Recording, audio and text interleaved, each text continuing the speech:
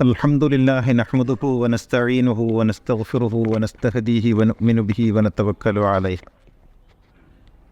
ونعوذ بالله من شرور أنفسنا ومن سيئات أعمالنا من يهد الله فهو المهتد ومن يضلل فلن تجد له وليا مرشدا أشهد أن لا إله إلا الله وحده لا شريك له وأشهد أن نبينا محمدا عبده ورسوله أرسله بالهدى ودين الحق ليظهره على الدين كله ولو كره المشركون اللهم صل على محمد وآل محمد كما صليت على إبراهيم وآل إبراهيم وبارك على محمد وآل محمد كما باركت على إبراهيم وآل إبراهيم في العالمين إنك حميد مجيد يا أيها الذين آمنوا اتقوا الله حق تقاته فلا تموتن إلا وأنتم مسلمون أعوذ بالله من الشيطان الرجيم بسم الله الرحمن الرحيم كتب عليكم إذا حضر أحدكم الموت إن ترك خيرا الوصية للوالدين والأقربين بالمعروف حقا على المتقين.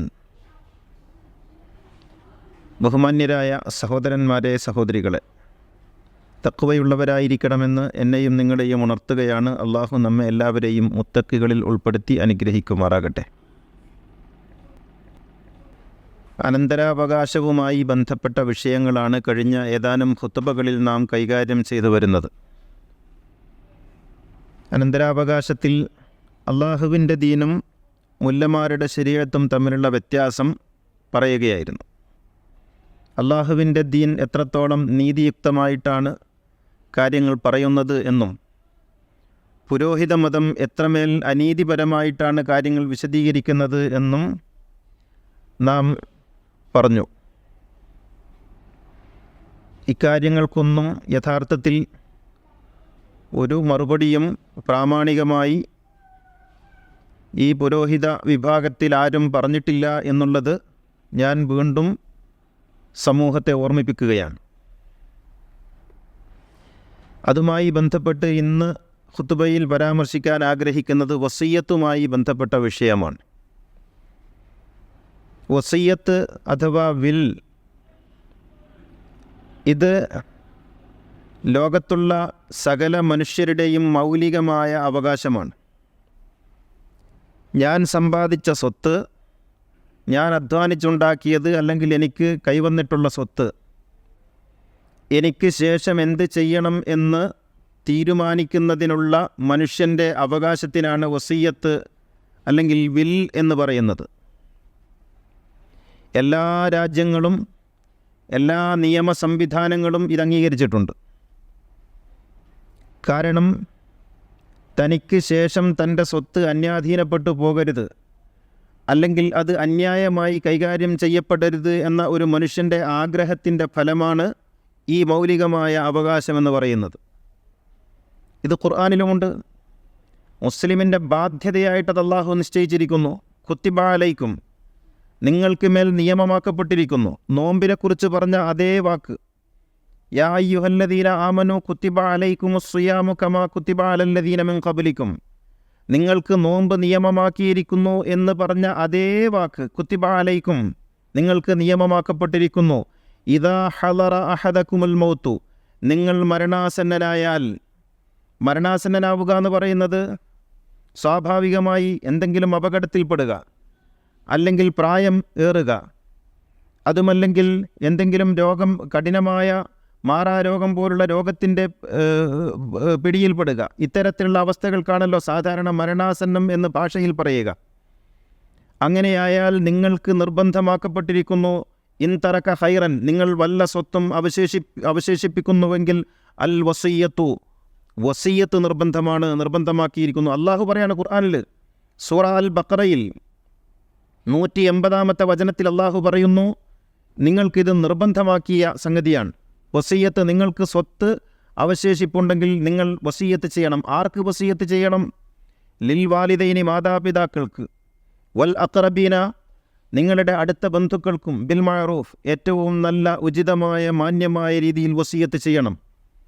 അള്ളാഹു അവിടെ നിർത്തിയില്ല. ഹഖ്ഖൻ അലൽ മുത്തഖീൻ, ഇത് മുത്തഖീങ്ങൾക്ക് മേൽ നിർബന്ധമായ ബാധ്യതയാണെന്ന് ഊന്നി പറഞ്ഞുകൊണ്ടാണ് ആയത്ത് അവസാനിപ്പിക്കുന്നത്. ഖുർആനിൽ ഒരു തർക്കത്തിനും അവകാശമില്ലാത്ത വിധം വളരെ കൃത്യമായി അൽ ബഖറ സൂറയിൽ, അത് മദനിയാണ്, ഏറ്റവും ഒടുവിലായി അവതരിച്ച ആയത്ത് ഉൾപ്പെടുന്ന സൂറത്താണിത്. അങ്ങനെയുള്ള സൂറത്തിൽ കൃത്യമായിട്ട് പറയുന്നു, മുസ്ലിം വിശ്വാസികളായ ആളുകൾക്ക് വസിയ്യത്ത്, വില്ലെഴുതി വെക്കുക എന്നുള്ളത് നിർബന്ധമാണ്. അത് മാർക്ക് എഴുതി വെക്കണം? മാതാപിതാക്കൾക്കും അടുത്ത ബന്ധുക്കൾക്കും എഴുതി വെക്കണം.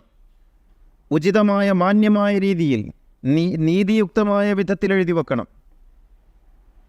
അത് മുത്തഖീങ്ങളുടെ മേൽ ബാധ്യതയാണ് എന്ന് ഊന്നിപ്പറഞ്ഞ് അള്ളാഹു 2 പ്രാവശ്യം, ഒന്ന് തുടക്കത്തിൽ നിയമം എന്ന് പറഞ്ഞു, അവസാനം ഹഖൻ അലൽ മുത്തഖീൻ എന്ന് ഇങ്ങനെ ഊന്നിപ്പറഞ്ഞ നിയമങ്ങൾ ഖുർആനിൽ വളരെ കുറവാണ്.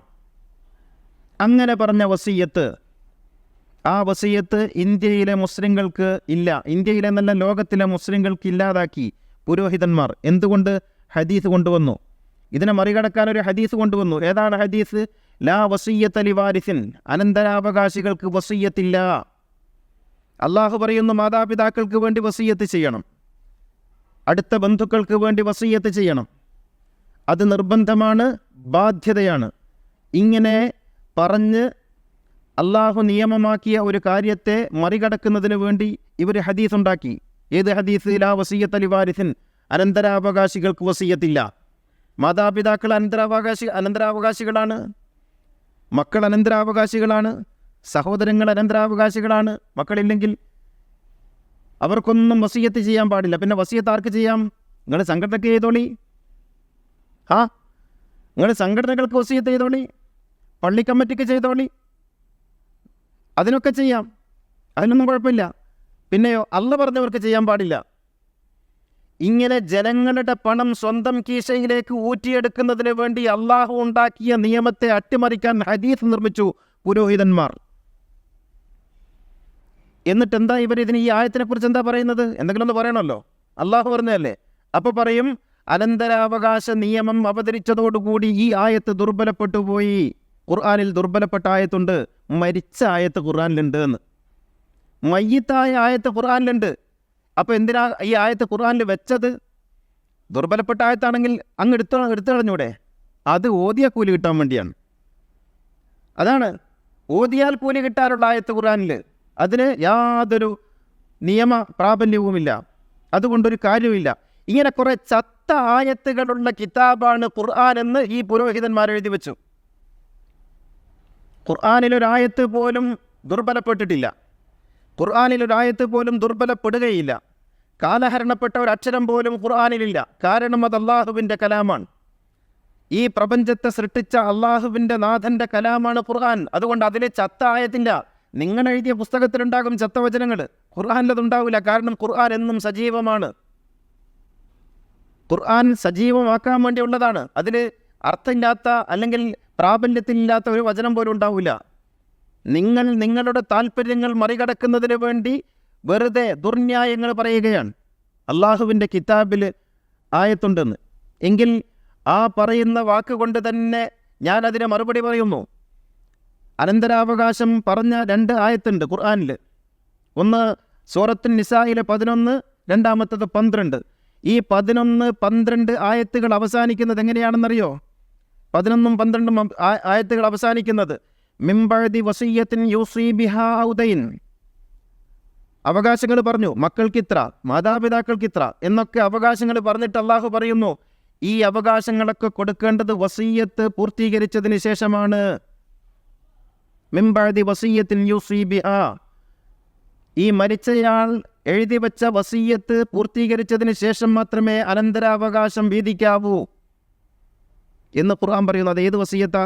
അപ്പോൾ ഇവർ പറയും അത് സംഘടനകൾക്ക് എഴുതി വെച്ചത്, പള്ളി കമ്മിറ്റിക്ക് എഴുതി വെച്ചത്, ഉസ്താദുമാർക്ക് എഴുതി വെച്ചത്, അത് കഴിഞ്ഞിട്ട് ബാക്കിയുള്ളത് എന്നാണ്. വസിയ്യത്ത് എന്ന് പറഞ്ഞാൽ സംഭാവനയാണ് എന്ന് ഇവരങ്ങ് തീരുമാനിച്ചു. ആ ഒരു ആയത്തിന് മാത്രമല്ല, 12ാമത്തെ ആയത്തിൽ 2 പ്രാവശ്യം പറഞ്ഞു മിംബഅദി വസിയ്യത്തിൻ യൂസാ ബിഹാ ഔ ദൈൻ, മിംബഅദി വസിയ്യത്തിൻ തൂസൂന ബിഹാ ഔ ദൈൻ. ഒരായത്തിൽ 2 പ്രാവശ്യം വസിയ്യത്തിനെ കുറിച്ച് പറയുന്നു. നിങ്ങൾ ചെയ്ത വസിയ്യത്തിന് ശേഷം, വസിയ്യത്തിന് ശേഷമെന്ന് അനന്തരാവകാശ നിയമം വിശദീകരിച്ച ആയത്തിൽ പറയുന്നു. അപ്പോൾ അനന്തരാവകാശം വന്നതോടുകൂടി മറ്റത് ദുർബലപ്പെട്ടെങ്കിൽ ഇവിടെ വസിയ്യത്തിനെ കുറിച്ച് പറയാൻ പാടില്ലല്ലോ. അനന്തരാവകാശത്തിൻ്റെ ആയത്തിറങ്ങിയപ്പം വസിയ്യത്തിൻ്റെ ആയത്ത് ദുർബലപ്പെട്ടു എന്നല്ലേ വാദം പുരോഹിതന്മാരുടെ. അങ്ങനെയാണെങ്കിൽ അനന്തരാവകാശ ആയത്തിൽ തന്നെ വസിയ്യത്തിനെക്കുറിച്ച് 3 പ്രാവശ്യം പറയുന്നത് എന്തുകൊണ്ടാണ്? അപ്പോൾ അത് ദുർബലപ്പെടില്ല എന്നാണ്. ഖുർആൻ അല്ലെങ്കിലും ദുർബലപ്പെടില്ല. ഈ ആയത്ത് കൊണ്ട് മനസ്സിലാക്കാൻ പറ്റുന്നത് ദുർബലപ്പെട്ടിട്ടില്ല. മാതാപിതാക്കൾക്ക് വേണ്ടി ഇത് ഇനി എല്ലാ പണ്ഡിതന്മാരും അഭിപ്രായപ്പെടുന്നുണ്ടോ? ഇങ്ങനെ ഇല്ല. മുല്ലാ ശരീഅത്തിലുള്ള പണ്ഡിതന്മാരൊഴിച്ച് ജഅഫരി മദ്ഹബ് പറയുന്നു, ഇത്തഫഖു ഫുഖഹാ അൽ ജഅഫരിയ്യ, ജഅഫരി മദ്ഹബിലുള്ള പണ്ഡിതന്മാർ മുഴുവനും ഒരുപോലെ അഭിപ്രായപ്പെടുന്നു അലാ സിഹ്ഹത്തിൽ വസിയ്യത്തി ലിൽ വാരിസി കഗൈരിഹി, മറ്റുള്ളവർക്കെന്നതുപോലെ അനന്തരാവകാശികൾക്കും വസിയ്യത്ത് ശരിയാണ്, വസിയ്യത്ത് സാധുവാണ് എന്ന് ജഅഫരി മദ്ഹബിലുള്ള സകല പണ്ഡിതന്മാരും ഒരുപോലെ അഭിപ്രായപ്പെടുന്നു. ജഅഫരി മദ്ഹബിൽ എല്ലാ പണ്ഡിതന്മാരും ഒന്നിച്ച് ഏകകണ്ഠമായി അഭിപ്രായപ്പെടുന്നത് വസിയ്യത്ത് ചെയ്യണം എന്നാണ്. നിങ്ങൾ ആലോചിച്ച് നോക്കൂ, വസിയ്യത്ത് ഇല്ലെങ്കിൽ അത് എത്ര വലിയ അനീതിയായിരിക്കും. ഒരാൾക്ക് 5 വയസ്സുള്ളൊരു കുഞ്ഞുണ്ട്, 30 വയസ്സുള്ളൊരു കുട്ടിയുണ്ട്. നല്ല ഗ്യാപ്പിലാണ് അവസാനത്തെ കുട്ടി ഉണ്ടായത്. ഈ 30 വയസ്സുള്ള കുട്ടിയെ MBBS പഠിപ്പിച്ചു, കോടികൾ ചിലവഴിച്ചിട്ട്. 5 വയസ്സുള്ള കുട്ടി ജനിച്ചിട്ട് 5 കൊല്ലമായിട്ടുള്ളൂ. അപ്പോൾ ഇയാളങ്ങ് മരിച്ചു പോകുമ്പോൾ ഈ ഇളയ കുട്ടിക്ക് വസിയ്യത്ത് എഴുതി വെച്ചിട്ടില്ലെങ്കിൽ മരിച്ചു കഴിഞ്ഞാൽ പിന്നെ രണ്ടാൾക്കും ഒരുപോലല്ലേ കിട്ടുക? അത് അനീതിയല്ലേ? അവിടെ വസിയ്യത്ത് നിർബന്ധമല്ലേ? ഒരാൾക്ക് 2 ഭാര്യമാരുണ്ടെന്ന് കരുതിക്കോ, ബഹുഭാര്യത്വം ഉണ്ടോ ഇല്ലെന്നുള്ള വിഷയം വേറെ. നിലവിൽ നാട്ടു നടപ്പനുസരിച്ച് 2 3 ഭാര്യമാരുണ്ടെന്ന് കരുതിക്കോ. ഇയാൾ മരിച്ചാൽ മക്കളുണ്ടെങ്കിൽ 8-1 ഇവർക്ക് രണ്ടാൾക്കും വീതിച്ചു കൊടുക്കുക. 8-1 പകുതി ഒരാൾക്ക്, 8-1 പകുതി ഒരാൾക്ക്. 3 ഉണ്ടെങ്കിൽ 8-1 3-1 ഒരാൾക്ക്, 8-1 3-1 മറ്റുള്ളവർക്കും. അങ്ങനെയാണ് കൊടുക്കുക. ഇത് മതിയാവില്ല. അപ്പം ഭാര്യയ്ക്ക് കൂടുതൽ കൊടുക്കണം എന്ന് വസിയ്യത്ത് ചെയ്തില്ലെങ്കിൽ അത് അനീതിയല്ലേ? മാതാപിതാക്കൾ, മക്കളുണ്ടെങ്കിൽ മാതാപിതാക്കൾക്ക് 6-1 വീതമാണ്. മാതാപിതാക്കൾക്ക് മറ്റ് വരുമാനമൊന്നുമില്ല, ഈ ഒറ്റ മോനേ ഉള്ളൂ. ഇയാൾക്കാണെങ്കിൽ കണക്കില്ലാത്ത സ്വത്തുണ്ട്. അപ്പം മാതാപിതാക്കൾക്ക് കുറച്ച് കൂടുതൽ എഴുതി വെക്കണം. അതാ ഖുർആൻ പറഞ്ഞത്. ഇതൊക്കെയും ഇല്ലാതാക്കി ഈ പുരോഹിതന്മാർ. എന്നിട്ട് 5 വയസ്സുള്ള കുട്ടിക്കും MBBSഉം MDയും പാസ്സായ മൂത്ത മകനും ഒരുപോലെ കൊടുക്കണം എന്ന് എഴുതി വെച്ചു. ഇതെവിടെയാണ് നീതിയാവുക? ഇന്ത്യയിൽ നിങ്ങൾ വസിയ്യത്ത് ചെയ്താൽ ആ വസിയ്യത്ത് പ്രാബല്യത്തിൽ വരില്ല. ഇന്ത്യൻ ശരീഅത്ത് ആക്ട് അനുസരിച്ച് മുഹമ്മദൻ ലോ അനുസരിച്ച് മുസ്ലിങ്ങൾ വസിയ്യത്ത് ചെയ്താൽ ആ വസിയ്യത്ത് പ്രാബല്യത്തിൽ വരില്ല. അത് വാലിഡല്ല. ഇവിടെയുള്ള മറ്റേത് മതസ്ഥനും മതമില്ലാത്തവനും വില്ലെഴുതി വെക്കാം. ആ വില്ല് വാലിഡാണ്. പക്ഷേ വസിയ്യത്ത് ചെയ്യൽ നിർബന്ധമാണെന്ന് പറഞ്ഞ ഖുർആനിൻ്റെ അനുയായികളായ മുസ്ലിങ്ങൾക്ക് വസിയ്യത്ത് ചെയ്യാൻ വകുപ്പില്ല. വസിയ്യത്ത് ചെയ്താൽ അത് വാലിഡല്ല, അത് തള്ളിക്കളയും. കാരണം മുല്ലാ ശരീഅത്ത് ആണ് ഇന്ത്യൻ ശരീഅത്ത് ആക്ടിൻ്റെ പേഴ്സണൽ ലോയുടെ അടിസ്ഥാനം. ആലോചിച്ച് നോക്ക്, എത്ര വലിയ കടുത്ത അനീതിയാണ്. എൻ്റെ സ്വത്ത് എന്ത് ചെയ്യണമെന്ന് എഴുതി വെക്കാൻ എനിക്ക് അവകാശമില്ല, അതും ഖുർആൻ തന്ന അവകാശം എനിക്കില്ലെങ്കിൽ അത് എത്ര വലിയ അനീതിയാണ്. അതാണ് ഈ ലോകത്ത് നടക്കുന്നത്. ഖുർആനിൽ വളരെ കണിശമായി 2 കാര്യങ്ങളിലാണ് രേഖകൾ ഉണ്ടാകണമെന്ന് പറഞ്ഞത്. ഒന്ന് കടം, മറ്റൊന്ന് വസിയ്യത്ത്. കടത്തിന് രേഖ ഉണ്ടാകണം, വസിയ്യത്തിന് രേഖ ഉണ്ടാകണം, അതിന് സാക്ഷി ഉണ്ടാകണം. ഖുർആൻ പറയുന്നു, യാ അയ്യുഹല്ലദീന ആമനൂ ഷഹാദത്തു ബൈനക്കും ഇദാ ഹദറ അഹദക്കുമുൽ മൗതു ഹീനൽ വസിയ്യ ഇസ്നാനി ദവാ അദ്ലിൻ മിൻകും, 2 നീതിമാന്മാരായ സാക്ഷികൾ മുഖാന്തരം നിങ്ങൾ വസിയ്യത്ത് ചെയ്യണം. ഇത് മറ്റൊന്ന് പറഞ്ഞത് കടത്തെക്കുറിച്ചാണ്. അങ്ങനെ വസിയ്യത്തിനെക്കുറിച്ച് ഇത്രമേൽ ഗൗരവത്തിൽ പറഞ്ഞ ഖുർആൻ, എന്നിട്ട് ഹദീസ് കൊണ്ട് ഖുർആൻ ദുർബലപ്പെട്ടു എന്ന്. ഇത് ഇവിടെ തുടങ്ങിയൊന്നുമല്ല, ഇത് ഫാത്തിമ ബീവി മുതൽ ഇങ്ങോട്ട് തുടങ്ങിയതാ. ഫാത്തിമ ബീവി മുതൽ ഇതിൻ്റെ ചരിത്രം അങ്ങോട്ട് നോക്കണം. ഫാത്തിമ ബീവിക്ക് സ്വത്ത് നിഷേധിച്ചത് മുതൽ, പേനയും കടലാസും കൊണ്ടുപോവാ എനിക്ക് വസിയ്യത്ത് എഴുതാനുണ്ടെന്ന് പറഞ്ഞ് റസൂൽ സല്ലല്ലാഹു അലൈഹി വസല്ലമ കിടക്കയിൽ കിടന്നെടുത്ത് നിന്ന് പേനയും കടലാസും വേണ്ടെന്ന് പറഞ്ഞത് മുതൽ, ഞങ്ങൾക്ക് ഖുർആൻ മതി എന്ന് പറഞ്ഞത് മുതൽ, പ്രവാചകന്റെ കുടുംബത്തിന് സ്വത്ത് നിഷേധിക്കുന്ന അവസ്ഥയുണ്ടാക്കിയത് മുതൽ അവിടം മുതൽ തുടങ്ങുന്നുണ്ട് ഈ സംഗതി. അബൂബക്കർ സിദ്ദീഖ് വഫാത്താകുന്ന വേളയിൽ അദ്ദേഹം പറഞ്ഞു, എൻ്റെ ജീവിതത്തിൽ 3 തെറ്റ് പറ്റി. അതിലൊരു തെറ്റ് ഫാത്തിമാക്ക് ഞാൻ സ്വത്ത് നിഷേധിച്ചു എന്നുള്ളതാണ്.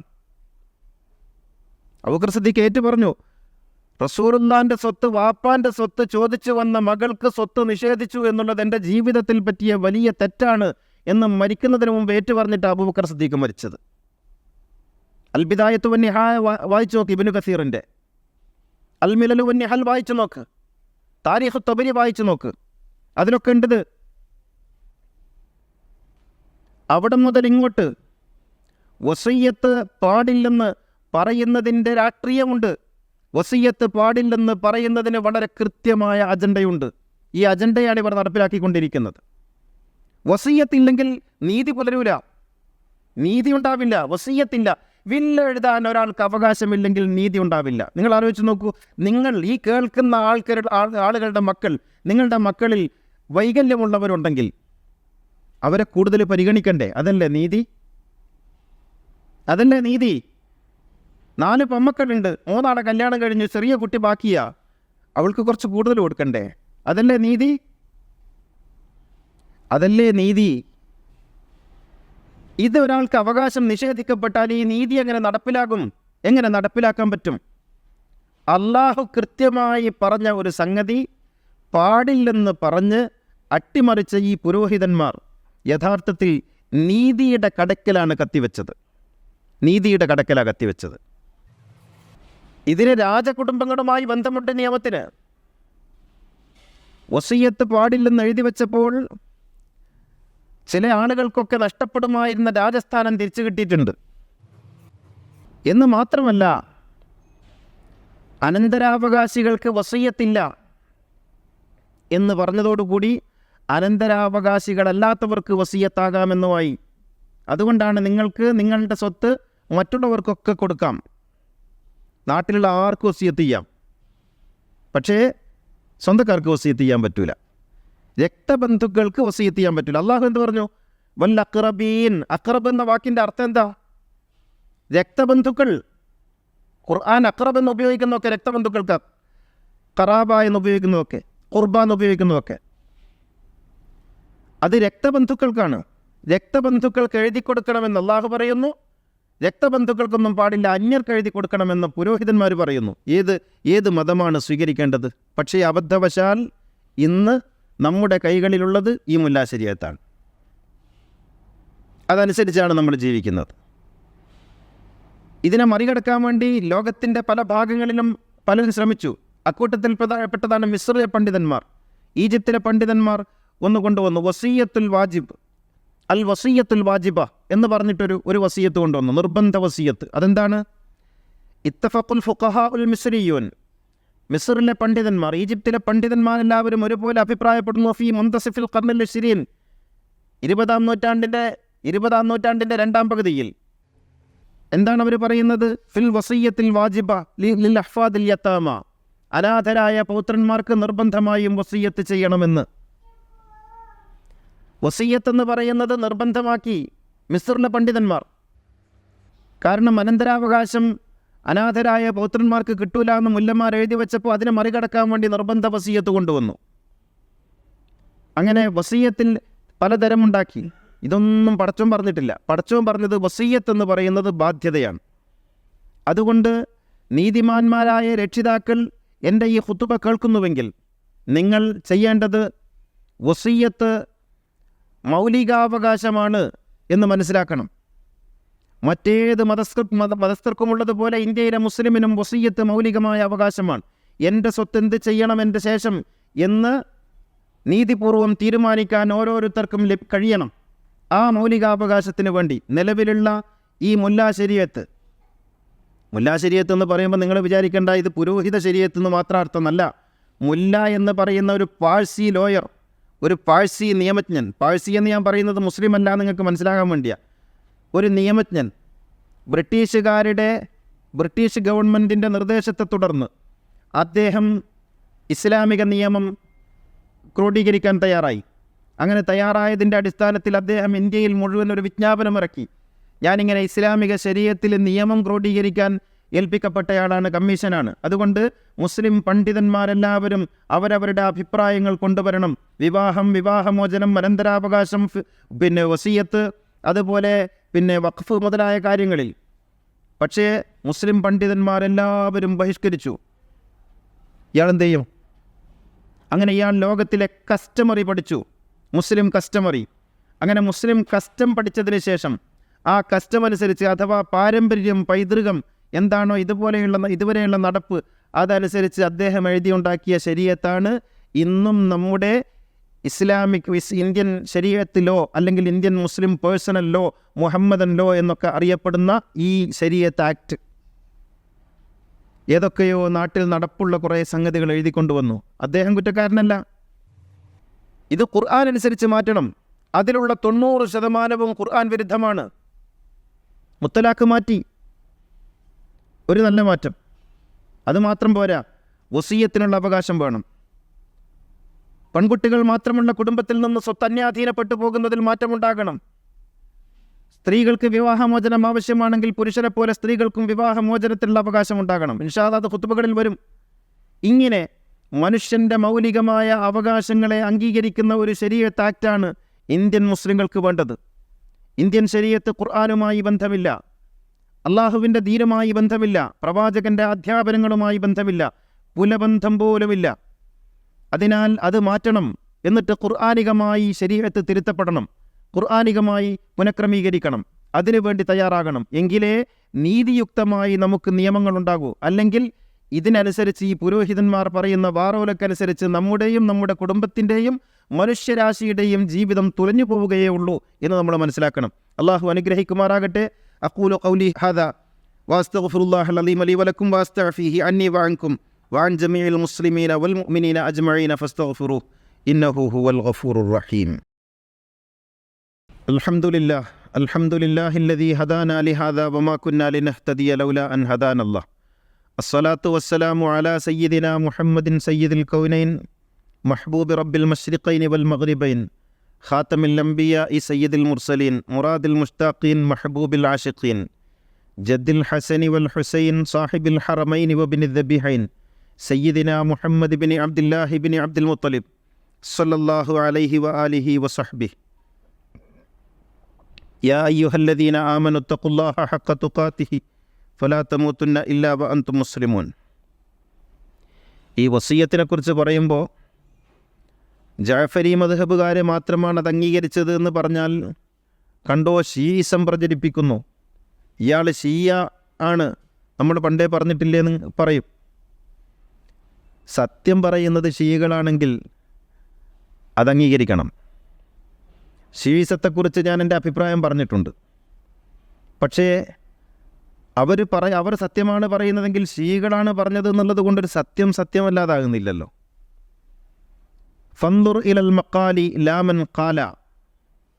പറയുന്നത് എന്താണെന്ന് നോക്കണം, പറയുന്നത് ആരാണെന്ന് നോക്കണ്ട. ഇതല്ലേ പ്രമാണം. ജാഫരി മദ്ഹബിൻ്റെ ആളുകൾ മാത്രമല്ല പറഞ്ഞത്. ലാഹിരി മദ്ഹബ്, അഹ്ലുസുന്നത്തിൻ്റെ മദ്ഹബുകളിൽ പ്രധാനപ്പെട്ട മദ്ഹബുകളിൽ ഒന്നാണ് ലാഹിരി മദ്ഹബ്, ദാവൂദുൽ ലാഹിരിയുടെ. ലാഹിരി മദ്ഹബിൻ്റെ ഇമാമുകളിൽ പ്രമുഖരായ പലരും വസിയത്തുണ്ട് എന്ന് പറഞ്ഞിട്ടുണ്ട്, വസിയത്ത് എഴുതണമെന്ന് പറഞ്ഞിട്ടുണ്ട്. പക്ഷെ അവരൊരു കണ്ടീഷൻ വെച്ചു, അനന്തരാവകാശികൾ സമ്മതിച്ചാൽ. അതിനുമൊരു ഹദീസുണ്ട്, ദാറുഖുത്നി ഉദ്ധരിക്കുന്ന ഒരു ഹദീസ്, ലാ വസിയത്ത് ലി വാരിസിൻ ഇല്ലാ അൻ യശാ അൽ വറസ. അനന്തരാവകാശികൾക്ക് ആഗ്രഹമുണ്ടെങ്കിൽ വസിയത്ത് എഴുതാം. ഖുർആനിൽ കണ്ടീഷൻ വെക്കുകയാണ്. മറ്റൊരു ഹദീസ്, ലാ വസിയത്ത് ലി വാരിസിൻ ഇല്ലാ അൻ യജൂസ് അൽ വറസ. അനന്തരാവകാശികൾ സമ്മതിച്ചാൽ വസിയത്ത് എഴുതാം. ഇതൊക്കെ റസൂലുള്ള പറഞ്ഞു എന്ന് എഴുതി വെക്കുകയാണ്, ഖുർആനിനെ അട്ടിമറിക്കാൻ.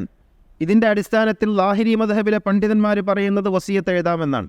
അഹ്ലുസുന്നത്തിൽ തന്നെ അഭിപ്രായപ്പെട്ടവരുണ്ട് എന്നർത്ഥം. നിങ്ങൾ ആലോചിച്ച് നോക്കൂ, വസിയത്ത് എഴുതണമെന്ന അള്ളാഹുവിൻ്റെ കൽപ്പനയെ അട്ടിമറിക്കാൻ വേണ്ടി ഈ പുരോഹിതന്മാർ കളിച്ച കളികൾ എത്ര വികൃതമാണ്. നമ്മുടെ ഓരോരുത്തരുടെയും ആഗ്രഹമല്ലേ അല്പമെങ്കിലും നീതിബോധമുള്ള ഓരോ മനുഷ്യൻ്റെയും ആഗ്രഹമല്ലേ നമ്മുടെ കുട്ടികൾക്ക്, നമ്മുടെ മക്കൾക്ക്, നമ്മുടെ മാതാപിതാക്കൾക്ക്, നമ്മുടെ ശേഷം നീതിപൂർവം നമ്മളുണ്ടാക്കിയ സ്വത്ത് വിഭജിക്കപ്പെടണമെന്ന്? നിങ്ങൾ ആലോചിച്ച് നോക്കൂ, ഒരു പെൺകുട്ടി മാത്രമുള്ള ഒരു രക്ഷിതാവ്, അയാളുടെ സ്വത്ത് പകുതി മാത്രമേ ആ കുട്ടിക്ക് നിലവിലുള്ള മുല്ലാശരിയത്തനുസരിച്ച് കിട്ടുള്ളൂ. എന്നാൽ വസിയത്ത് എഴുതി വെക്കാനെങ്കിലും തയ്യാറാകാൻ, അതിനെങ്കിലും സാധിക്കുന്നെങ്കിലും ബാക്കിയുള്ള സ്വത്തും കൂടി എൻ്റെ മോക്ക് കൊടുക്കണം എന്ന് എഴുതി വെച്ചാൽ അതിന് കഴിയില്ല. 2 പെമ്മക്കൾ മാത്രമേ ഉള്ളെങ്കിലും 3-ൽ 2 പെമ്മക്കൾക്ക് കിട്ടുമോ? 3-ൽ 1 അന്യാധീനപ്പെട്ടു പോകും. അത് വസിയത്തിലൂടെ തിരിച്ചു പിടിക്കാൻ പറ്റുമോ? പറ്റൂല. ഇന്ത്യയിൽ പറ്റൂല. ഇങ്ങനെ എന്നാലും നിങ്ങൾക്ക് ഈ 3-ൽ 1 സ്വത്ത് ആർക്ക് എഴുതി വെക്കാം? നമ്മുടെ സംഘടനകൾക്ക് എഴുതി വെക്കാം, സ്ഥാപനങ്ങൾക്ക് എഴുതി വെക്കാം, ഒരു കുഴപ്പമില്ല. ഈ അവസ്ഥ മാറുന്നതിന് പണ്ഡിതന്മാർക്കിടയിൽ തന്നെ, അഹ്ലുസുന്നത്തിൻ്റെ പണ്ഡിതന്മാർക്കിടയിൽ തന്നെ അഭിപ്രായ വ്യത്യാസമുള്ള, ഇങ്ങനെ പാടുണ്ടെന്ന് എഴുതി വെച്ച ആൾക്കാരുണ്ട് എന്നാണ് ഞാൻ പറഞ്ഞത്. ജാഫരി മദ്ഹബിൽ ഒരു ഇമാമിൻ്റെ അഭിപ്രായ വ്യത്യാസമില്ല. എല്ലാ ഇമാമുകളും ഒരുപോലെ പറയുന്നു എഴുതി വെക്കാം, എഴുതി വെക്കണം, അത് നിർബന്ധമാണ്, അള്ളാഹു നിർബന്ധമാക്കിയ കാര്യമാണ്. അതിനാൽ നമ്മുടെ ഓരോരുത്തരുടെയും ബാധ്യതയാണ് വസിയത്ത്. എന്ത് ചെയ്യണം എന്നുള്ളത്. ഈ വസിയത്ത് എന്ന് പറയുമ്പോൾ നമ്മളൊക്കെ വിചാരിക്കുന്നത് ഈ മരിച്ചതിന് ശേഷം എന്നെ എവിടെ മറമാടണം, അതൊക്കെയാണ് ഇപ്പം നമ്മുടെ കാര്യമായ വസിയത്ത്. എന്നെ മറമാടേണ്ടത് ഇന്ന സ്ഥലത്താണ്, അല്ലെങ്കിൽ എനിക്കിന്ന പൂതിയുണ്ട്, അതിനൊന്നുമല്ല. ഇൻ തറക്ക ഹൈറനിൽ വസിയ, ഖുർആൻ പറയുന്നു ഇൻ തറക്ക ഹൈറൻ, നിങ്ങൾ അവശേഷിപ്പിക്കുന്ന സ്വത്തുണ്ടെങ്കിൽ ആ സ്വത്തിൻ്റെ കാര്യത്തിലെ വസിയത്ത്. അല്ലാതെ നിങ്ങളെവിടെ മറമാടണമെന്ന് വസിയത്ത് എഴുതി വെച്ചിട്ട് വല്ല കാര്യമുണ്ടോ? നിങ്ങളെവിടെയാണ് മരിക്കുക നിങ്ങൾക്കറിയോ? ഞാനെവിടെ മരിക്കുമെന്ന് എനിക്കറിയില്ലെങ്കിൽ പിന്നെ എന്നെ ഇന്ന സ്ഥലത്ത് മറമാടണമെന്ന് എഴുതി വെക്കുന്നതിന് എന്താ അർത്ഥമുള്ളത്? ഒരർത്ഥമില്ല. എനിക്കിന്ന പൂതിയൊന്നും എഴുതി വെച്ചിട്ടൊരു കാര്യമില്ലല്ലോ. വസിയത്ത് എഴുതി വെക്കുന്നത് എന്തിനാ? നീതിപൂർവം പിന്നീട് നിങ്ങളുടെ സ്വത്ത് അന്യാധീനപ്പെട്ടു പോകാതിരിക്കാനും കൈകാര്യം ചെയ്യപ്പെടാതിരിക്കാനുമാണ്. അതിനാണ് വസിയത്ത് ചെയ്യേണ്ടത്. ആ വസിയത്ത് നിയമത്തിന് പ്രാബല്യമുണ്ടാകുന്ന വിധം നമുക്ക് ലഭ്യമാക്കണം. നമ്മുടെ മൗലികമായ അവകാശമാണത്. അങ്ങനെയുള്ള ഒരു നാൾ പുലരുന്നതിന് വേണ്ടി പ്രവർത്തിക്കുകയും പ്രാർത്ഥിക്കുകയും ചെയ്യണം. അള്ളാഹു അനുഗ്രഹിക്കുമാറാകട്ടെ. അല്ലാഹുമ്മ ഗ്ഫിർ ലിൽ മുഅ്മിനീന വൽ മുഅ്മിനാത്ത് വൽ മുസ്ലിമീന വൽ മുസ്ലിമാത്ത് അൽ അഹ്യാഇ മിൻഹും വൽ അംവാത്ത് ഇന്നക മുജീബുദ് ദഅവാതി വഖാദിൽ ഹാജാത്ത് തയ്യിബ് സറാഹും വജഅലിൽ ജന്നത മഅവാഹും റബ്ബനാ ആതിനാ ഫിദ് ദുനിയാ ഹസന വഫിൽ ആഖിറതി ഹസനതൻ വഖിനാ അദാബന്നാർ റബ്ബനാ തഖബ്ബൽ മിന്നാ ഇന്നക അൻതസ് സമീഉൽ അലീം വതുബ് അലൈനാ ഇന്നക അൻത തവ്വാബുർ റഹീം ربنا اغفر لنا ولإخواننا الذين سبقونا بالإيمان ولا تجعل في قلوبنا غلا للذين آمنوا ربنا إنك رؤوف رحيم وآخر الدعاء الحمد لله.